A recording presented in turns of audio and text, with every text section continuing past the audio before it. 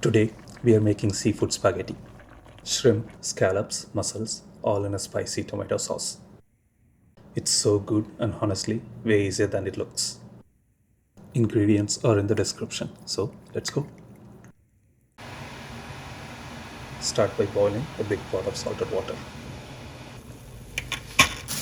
Cook your spaghetti for 8 to 10 minutes. Make sure it is still a little firm. Save some of the pasta water, we'll need it later. Heat up 2 tablespoons of olive oil in a pan. Now throw in your shrimp, scallops and calamari.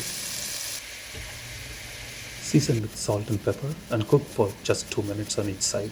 You just want a little bit of color. Take them out and set them to the side. In the same pan, add 2 more tablespoons of olive oil.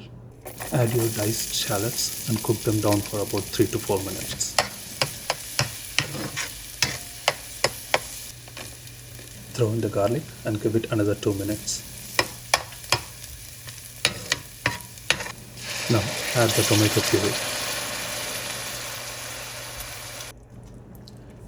Season with salt, oregano, thyme, chili flakes and pepper and give it a good stir.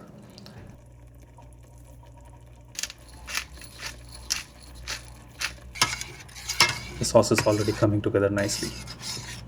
Drop your mussels right into the sauce. Let everything simmer for about 10 minutes or until the mussels open right up.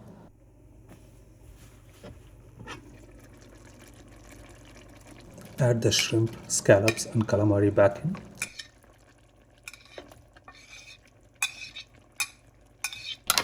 Toss everything together. Finally, add your spaghetti to the pan along with half a cup of that pasta water. Then combine everything together. Turn off the heat when the sauce is absorbed. Top it off with some fresh parsley and a drizzle of olive oil and you're done.